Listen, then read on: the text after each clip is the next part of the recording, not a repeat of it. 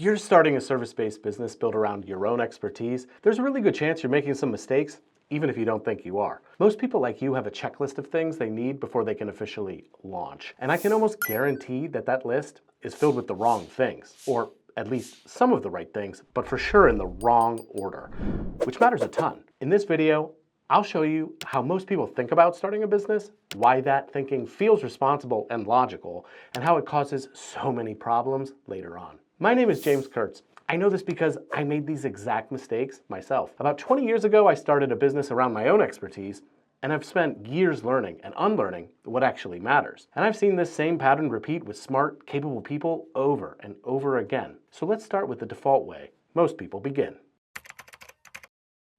When you're starting a business, there's a lot to do. You're setting up an LLC, getting an EIN, opening a bank account, choosing accounting software, thinking about pricing, trying to figure out taxes, and somewhere in the middle of that, you're supposed to find your first clients. It's overwhelming. So most people turn this into a checklist. And to be clear, checklists aren't the problem. The problem is what the checklist optimizes for. Most early tasks are about one thing, looking legitimate. And that's where things like a logo, a website, and social profiles show up early. They get treated as boxes to check so you can finally say, okay, now I'm in business. And that feels responsible. It feels like preparation. It feels like the right thing to do, especially if you've just left a full-time job. A job gives you structure, predictability, a paycheck. And when you leave that, there's an instinct to recreate that sense of legitimacy as fast as possible. So you build the visible stuff. And I get it. When I first started, I did the exact same thing.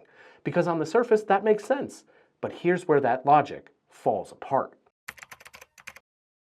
Imagine walking into an empty house. No furniture, no art, nothing on the walls. So you start decorating. You hang pictures, you buy furniture, you fill the cabinets. But you haven't decided who's going to live there. And that one question, who this house is for, would completely change how you decorate it. A family, a single person, a short-term rental, a retiree, every one of those leads to different choices. Same house, completely different IKEA trip. This is exactly what happens when you start a business by building the visible stuff first. You get a logo, you pick colors, fonts, and layouts, and you get a website, but you haven't decided why you're actually in business beyond making money, what kind of future you're trying to build, who you're best suited to help, and what sets you apart in the market, or why anyone should care. So what ends up happening is you're forced to answer important questions too early. Questions like, what should my logo and website look like? What should my website say? How do I describe what I do? So those questions don't get answered with clarity, they get answered with personal preference. What you like, what sounds good to you, or what you already know. Then this unknown misalignment gets locked in early. And that's why much later, things aren't working as hoped. Which is frustrating because you can't figure out why these issues are showing up. This problem hits experts especially hard because when you're good at something, your instinct is to talk about what you know. When I first started, my website was all about me, my skills, my process, my background, my work, which felt logical because that's what I'd spent years developing. Then I launched and nothing happened. No traction, no interest, no response. Because people don't buy expertise for its own sake. Honestly, they really couldn't give a shit about your resume. They buy outcomes. They want to know that you understand their unique problems, that you can help them get to their goals, and whether choosing you feels like the safest, clearest decision. They want it to feel obvious, like you're the only reasonable choice to help solve their problems. Unfortunately, most experts skip this process and thinking that makes buyers' confidence possible. And then you end up launching fast with something that falls completely flat. Then a year or two into the process, you don't understand why things aren't working. And we see this all the time.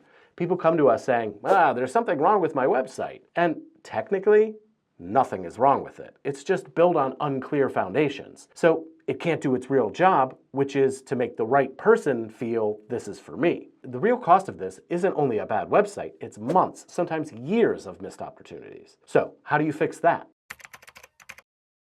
The thing that changes everything is branding, but not the way most people talk about it.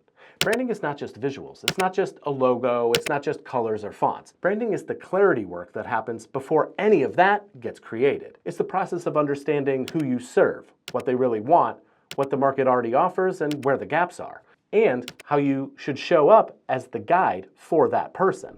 But most people skip this because, frankly, they think it's bullshit. They think it's fluffy. They think it won't lead to revenue. They think it's a waste of time and money that just slows them down. But branding is the thinking that prevents all the problems you just heard about. When you skip it, every downstream decision gets harder, and the real risk of failing and not knowing why grows every day. But when you do it properly, everything finally makes sense. The visuals woo your ideal customers. The messaging entices them to buy. Your unique positioning makes you the only choice to solve their problems. Then you repeat yourself over and over and over again until the brand starts to stick in people's minds. The birth of a brand is the result of that thinking. The visuals and messaging are expressions of decisions you've already made.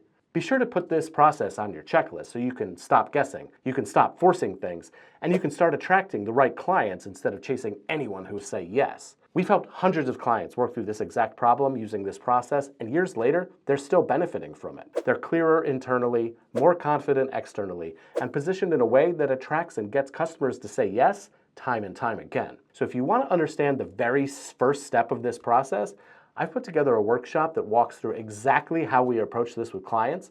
It's the foundation for everything else, and I think you're going to get a lot out of it, and it's right here in this next video.